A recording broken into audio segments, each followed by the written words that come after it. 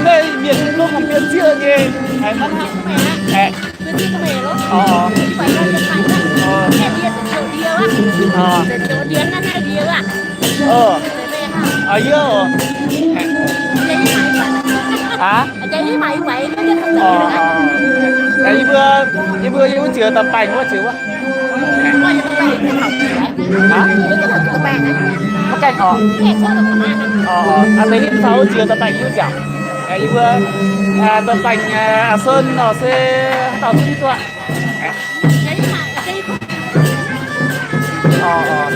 vừa tới vừa yêu hai năm lắm nhưng bây giờ Sapa yêu mà Sapa sẽ giờ Sapa như vậy đi qua là với những ngày vừa qua hai đứa sẽ vui giống là bạn đi sờ sai như vừa nó kèm thảo chưa nhưng mà bây giờ Sapa yên tâm là thảo chưa Sapa thảo chưa yên bản này thì chờ nó có sớm mắc cảnh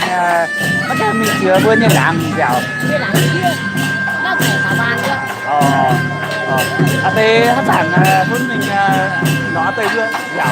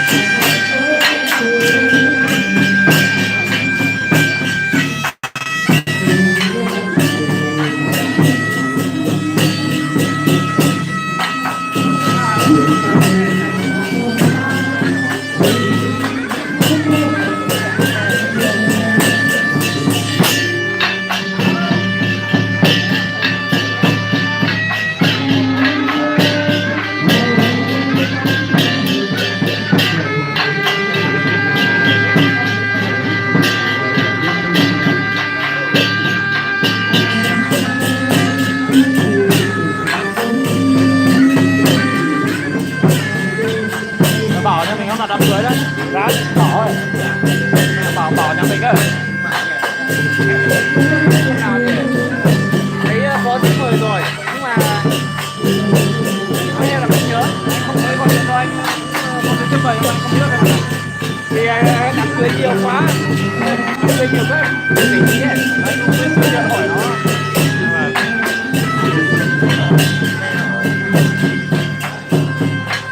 giúp em cái số nhân viên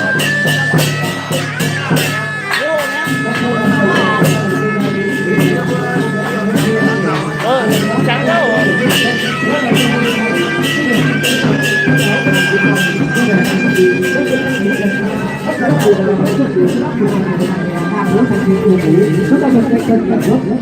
trung tâm tổng cưới để cho mình chúc phúc cho cuộc sống và cho sẻ của trường ngày nay xin được trân trọng thông báo và mừng cười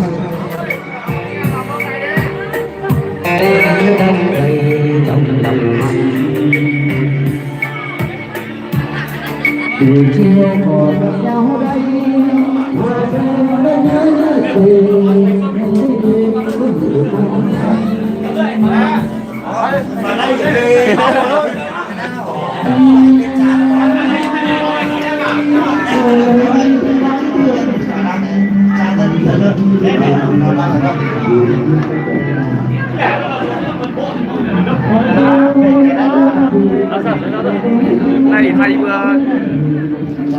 này thì thay vừa thầy cha tàu nhà biểu tàu có toàn quý dạo này nó cũng chỉ quý dạo phải thì thay cha ở đi bữa thầy chửi với chơi vừa chia sẻ đó sang nhau Sapa thì miền Trung anh đi vừa tới một tuổi thì yên sự là cũng mạng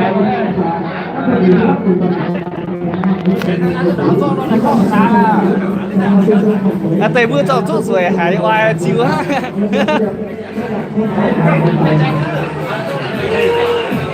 Rồi, đang trực tiếp em นที่จุ่มหนูจุ่มกว่านั่นโหลดจะกินสวยฮะแม่นเบื่อ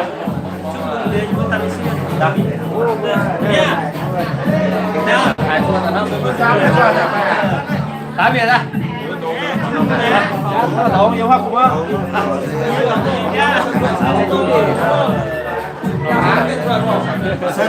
ตัวเบิร์ดหน่อยยิ่งกันเสร็จโอ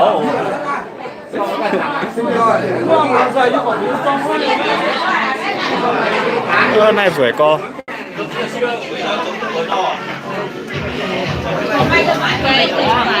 นี่เบื้องเตะเบื้องเตะyêu miền một tỏi cái càn nhúng vừa cái đấyนี่เบื้องtrong suốt cái phát sวยบื้องเตะnhư qua này như mất giấy phương quạt ở tây vơด้วยสู้บุญยี่เองมาสี่ร้อยไทยอย่างมาแปะไทยมาแต่นี่เองก็phát giấyบุญยี่บุญคงอย่าตามอย่างชื่อนี่มันอย่างช่ำนี่อยู่กันนะคุ้มมันอย่างสองอย่างจุ้งnày nhàn nó thayจุ้งchỗ đấyสองอย่างแปะแต่อยู่กันนะสองจุ้งจะจริงปัสวยอันนี้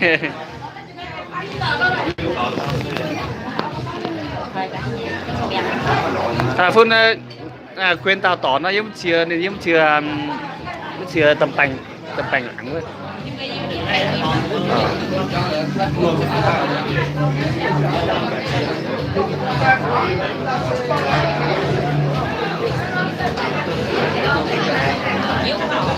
rồi nè rồi con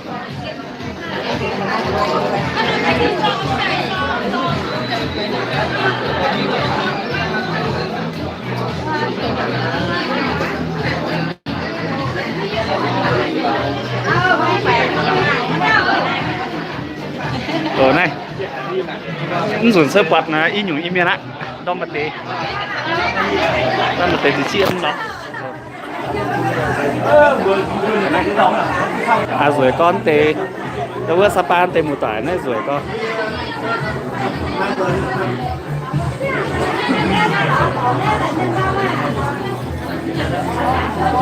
nè bữa một tỏi mà tiếp tiên anh tê xe đâu vẫn chia live show như một tỏi này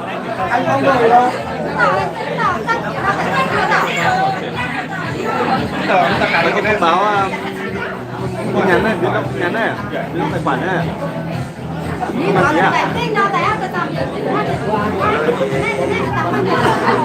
từ này đến hai mà trời ơi này có tiền nhà đi nè bây giờ để thắp cái thẻ bàn thôi anh em một linh xong rồi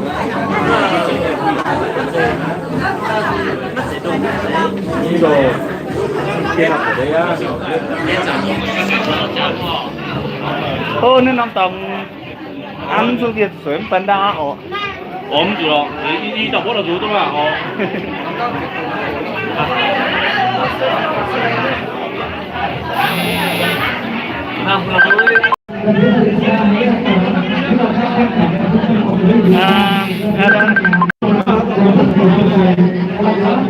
đi kia phần đi họ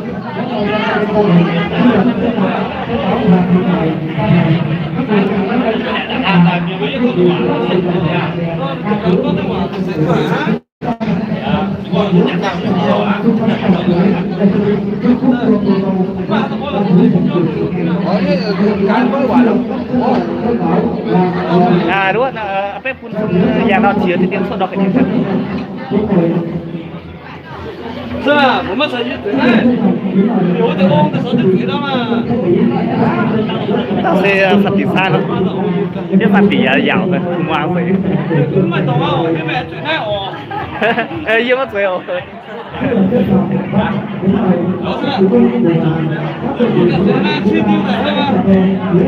Mà tao sợ, nhưng mình nói tới ông sao bộ.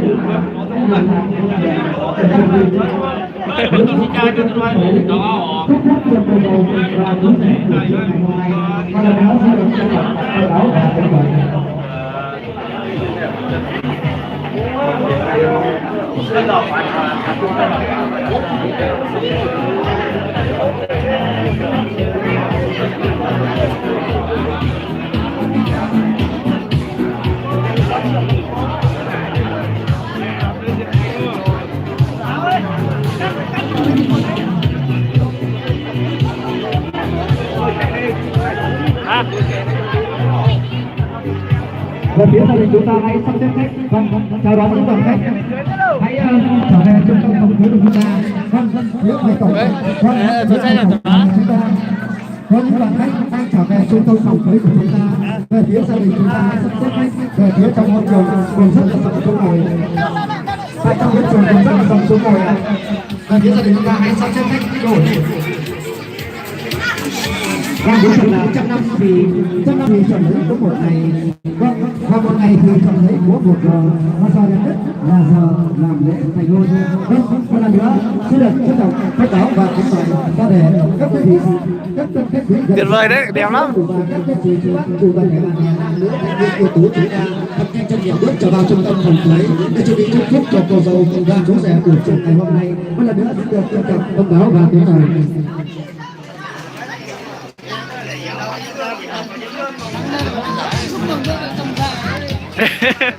Trẻ thôi mà.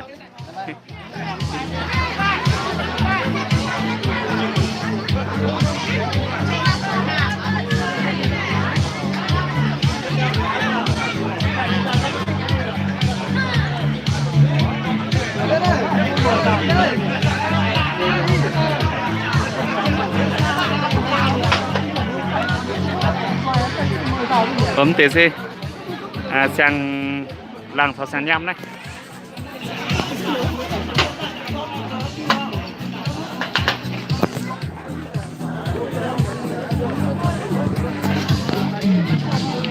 Vâng, theo giờ hoạt động là bây giờ cũng sẽ làm lễ thành hôn đôi bạn trẻ. Một lần nữa xin được thông báo và kính mời toàn thể các quý vị, các tân khách quý gần xa các bố cụ bà, các cô dì chú bác cùng toàn thể bạn bè nam nữ thanh niên ưu tú, chúng ta thật nhanh chân nhẹ bước trở vào trung tâm phòng cưới để chuẩn bị chúc phúc cho cô dâu và chú rể buổi trưa ngày hôm nay. Vâng, đúng thật là trăm năm thì chuẩn lấy có 1 ngày và 1 ngày thì có 1 giờ và giờ nhất là giờ làm lễ thành hôn. Một lần nữa xin được trân trọng thông báo và kính mời toàn thể các quý vị, các tân khách quý hãy thật nhanh chân nhẹ bước trở vào trung tâm phòng cưới để chuẩn bị chúc phúc cho cô dâu và chú rể buổi trưa ngày hôm nay.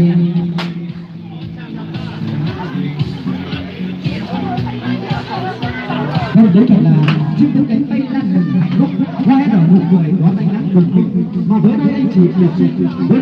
chúc mai một nhà, và hôm nay cũng đắp gần xa với sự đóng phối của hai nhà. Chúng tôi quý khách của mình chỗ ngồi chúc phúc cho cô dâu và chú rể 100 năm hạnh phúc không hề đổi thay. Một lần nữa xin được trân trọng kính mời về phía hai bên gia đình và cô dâu chú rể hãy lên trước hội trường để ra mắt cho toàn thể các quý vị, các tân khách quý buổi trưa ngày hôm nay. Một lần nữa xin được trân trọng kính mời về phía hai bên gia đình và cô dâu chú rể lên trước hội trường để có sự chứng kiến của toàn thể bà con cô bác buổi trưa ngày hôm nay. Một lần nữa xin được trân trọng thông báo và kính mời.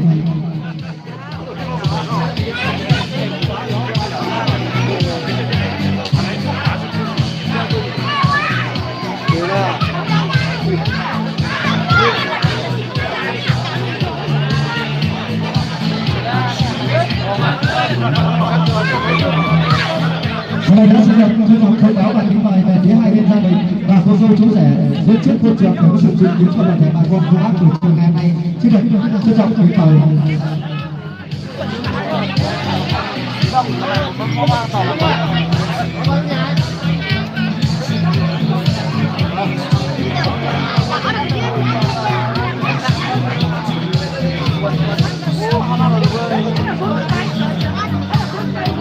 Nếu mà đủ 20 thì xuống nữa, đủ 20 thì xuống nữa.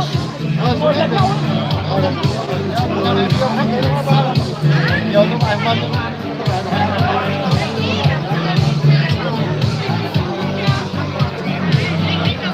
Thế sao chỉ biết rồi, không khen chỉ biết rồi. Sai bao nhiêu?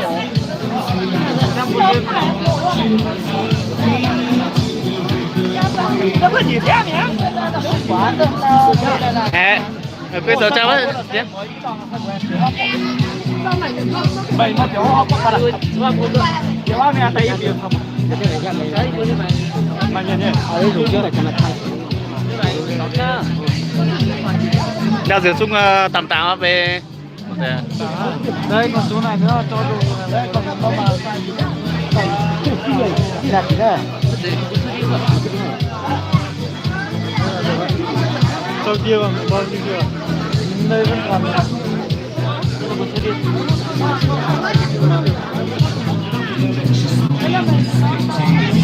ở đây cái là trang này mà phát hiện. Một lần nữa xin được thông báo và kính mời cô dâu và chú rể về phía hai bên gia đình chúng ta lên trước hội trường để có sự chứng kiến của toàn thể bà con cô bác của trường ngày hôm nay. Xin được trân trọng kính mời và kính mời.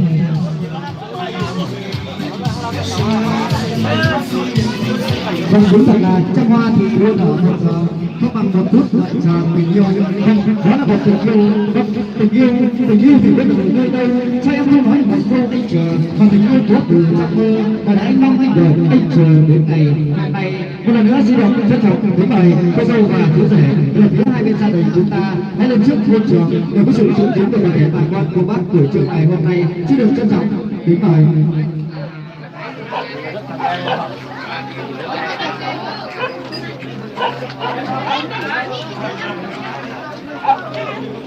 Có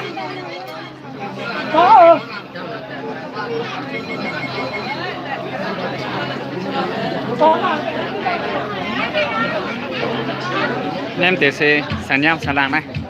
ở tế tạo lọ sang miền lọ. Vâng, tất cả các quý khách trong hội trường chúng ta hãy cho một tràng pháo tay thật lớn để chào đón. Cho một tràng pháo tay thật lớn để chào đón cô dâu và chú rể. Vâng, rất chết hội trường để có sự chứng kiến của toàn thể bà con cô bác của trường ngày hôm nay. Vâng, đúng thật là xin hô thì bản thân rất giàu, mà con trai con gái không đâu để bằng, mà rất là chú rể thì trông rất là đẹp trai, theo theo phong độ cũng không ai đẹp bằng, mà cô dâu trông rất là xinh, cô dâu như đấy là tên Phật rất là trước đầu là như trường Phật ma, trước đầu trông rất như phúc hòa bình yêu, và chú rể thì trông rất giống Thúy Kiều, mà cô dâu thì lại giống như Thúy Kiều ngày xưa. Vâng, và các bạn thì đánh bắt đông đưa nhìn nhau say đắm say sưa tình lòng. Vâng, đúng thật là trăm năm thì chọn lấy có một ngày thì chọn lấy có một giờ, mà giờ đến nhất là giờ lên duyên, và con chim én bay nghiêng mình trên bầu trời của tổ quốc, khi hoa mai hoa mận nở trên cành, đất nước một màu xanh đua nhau hé nở, đó là một hạnh phúc của đôi mừng cho đôi bạn chọn đời thì chung, và họ yêu nhau trên cống trúc bên làng huy chạy hội lên bậc trăng cao. Em ơi tổ làng họ đã xôn xao, mà gặp em anh biết nói thế nào. Giờ đây yêu thì càng đắm, ngắm thì càng say, mà chưa say men rượu đã say men tình. Bây giờ cũng vui cửa vui nhà, vui em vui chị thật là một lần nữa xin được trân trọng kính mời. Vâng, về phía hai bên gia đình và cô dâu lên trước trong hội trường rồi thì bây giờ vẫn còn đang hãy trở về trung tâm hậu tới để có sự chứng kiến của toàn thể bà con cô bác buổi trưa ngày hôm nay. Vâng, đúng thật là con sông thì phải đến con đó, mà con đi xây dựng cũng phải dặn dò đôi câu, mà dặn con sớm chiều. Hôm nay muốn họ cũng phải có đôi điều. Xin thưa xin trân trọng kính mời một vị đại biểu đại diện cho họ nhà trai chúng ta có đôi lời lên phát biểu. Xin trân trọng kính mời và kính mời.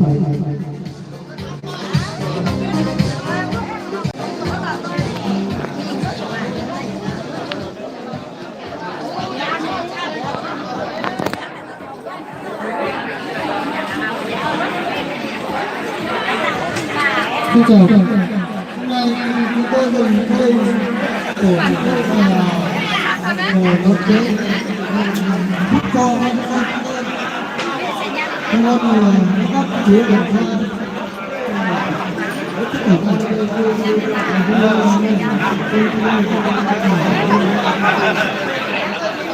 vừa rồi lời phát biểu của họ nhà trai tuy không ngắn nhưng rất nhiều ý nghĩa. Nhà trai vừa phát biểu xong, họ gái cũng phải có đôi lời. Xin thưa xin trân trọng kính mời một vị đại biểu đại diện cho họ nhà gái lên có đôi lời phát biểu. Xin trân trọng kính mời và kính mời.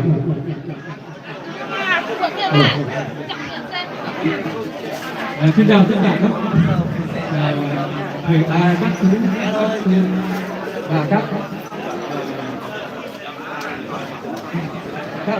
chú các bác các cháu anh em khách quý gần xa đến đây thì chúc mấy cưới cho con gái con trai con đấy tôi rất là cảm ơn mong tất cả các vị các bạn công viên gia đình chúng tôi con cái thuốc vâng đúng thật là công cha thì như núi Thái Sơn, mà nghĩa mẹ như nước trong nguồn chảy ra, một lòng như mẹ kính cha mà cho tròn chữ hiếu mới là đạo con. Vâng, hai cháu ăn ở làm sao cho trọn tình trọn nghĩa, cho đẹp cả đôi đảng. Vâng, đúng thật là thân anh thì như thể quan tầm ăn chung một lá nằm cùng một nông, mà thân em thì như thể con ông con quấn con vít con trong con ngoài, mà giờ này đẹp lòng vừa ý mẹ cha, chúc cho đôi bạn trọn đời chúc cho duyên phận mát về trăm năm hạnh phúc không hề đổi thay. Vâng, giờ này cũng không thể để cho quý vị phải chờ lâu. Vâng, được sự đồng ý của cơ quan chính quyền địa phương, sự đồng ý của hai bên gia đình, được sự đồng tình của cô dâu và chú rể cho phép được buổi làm lễ thành hôn buổi trưa ngày hôm nay xin được bắt đầu cho một tràng tay thân mến ạ. Vâng, rất xin chân thành cảm ơn các quý vị các thân khách quý. Hãy trở về tại trung tâm phòng cưới của chúng ta để chúc phúc cho cô dâu và chú rể buổi trưa ngày hôm nay. Vâng, rất xin chân thành cảm ơn và cảm ơn rất nhiều. Vâng, cũng xin trân trọng kính mời về phía hai bên gia đình và cô dâu chú rể hãy về vị trí của mình và đi chào đón tất cả các cái đoàn khách trở về trung tâm phòng cưới của chúng ta buổi chiều ngày hôm nay. Rất xin chân thành cảm ơn. Vâng, về chương trình văn nghệ, chương trình văn nghệ cũng chuẩn bị rất tốt cho cô dâu và chú rể buổi chiều ngày hôm nay. Có nhiều những ca khúc, có nhiều những ca khúc rất là hay, rất là nổi tiếng, mang cùng ở Lào Cai, mang từ ở Lào Cai Yên Bái cũng đăng ký rồi, thế nhưng mà hiện tại bây giờ là chưa nhìn thấy người đâu ạ. Vâng, em nào tên em Ly thì hãy chuẩn bị. Vâng, em nào tên em Ly thì hãy là chuẩn bị lên sân khấu để chúc phúc cho cô dâu và chú rể những ca khúc hay nhất để trở về trung tâm phòng cưới của chúng ta buổi chiều ngày hôm nay. Vâng, sau đây thành đạt chúng tôi hãy gửi tới toàn thể các quý vị các thân khách quý có những một ca khúc